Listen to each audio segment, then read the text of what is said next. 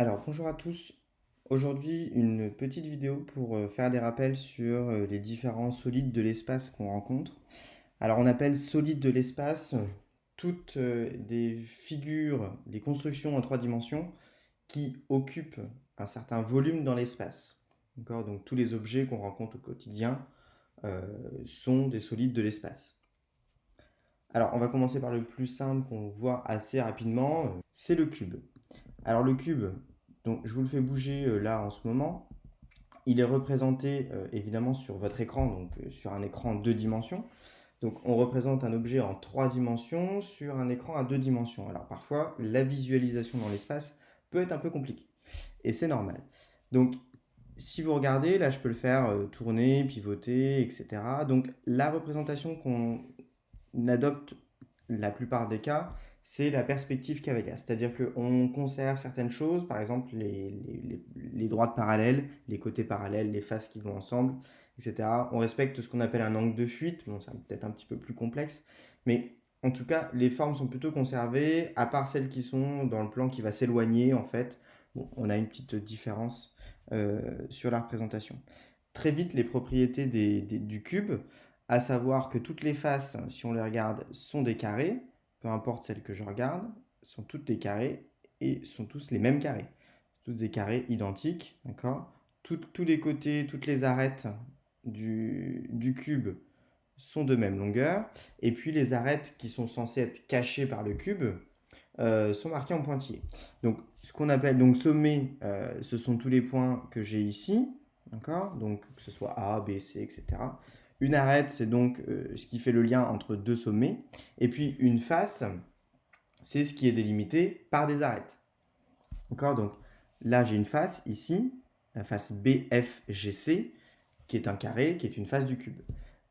Par exemple, cette arête-là, c'est l'arête CD, donc c'est un segment dans l'espace, c'est une arête. Puis ensuite, vous avez les sommets, donc E, H, etc. Donc voilà pour le cube.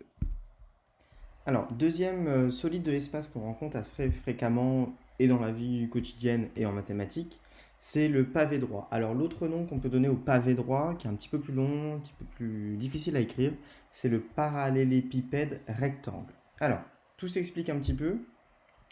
Si vous regardez, cette fois-ci, la particularité du pavé droit, c'est que toutes les faces sont des rectangles. Voilà, vous avez aussi celui du dessus, vous avez aussi celui sur le côté, qui va forcément avec le rectangle qui est de l'autre côté, à l'opposé. Donc, toutes les faces du pavé droit sont maintenant des rectangles. Dans le cube, on avait des carrés, là on a des rectangles. D'accord. Donc on a toujours un certain nombre de sommets, on a 8 sommets, on a toujours 12 arêtes, et puis on a encore 6 faces. Donc même principe, le même nombre de faces de sommet et d'arêtes que le cube, sauf qu'on a affaire cette fois-ci sur les faces à des rectangles. Alors, un premier exercice sur déjà le cube. On peut, sur les solides de l'espace, calculer le volume. Alors le volume, c'est calculer la quantité que va occuper ce solide dans l'espace, c'est-à-dire la quantité qu'on pourrait mettre à l'intérieur. Pensez toujours à un litre, etc.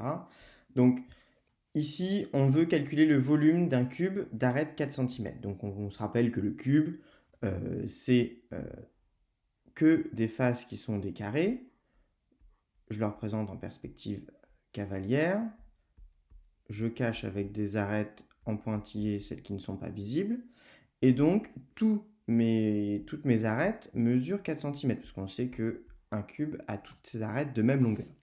Donc, je vous rappelle juste la formule qui permet de calculer le volume du cube.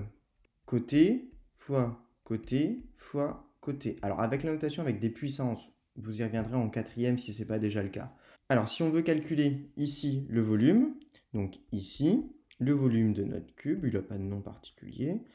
Donc, moi, mon arête, c'est 4 cm. Donc, mon côté, mon C ici, il vaudrait 4 cm.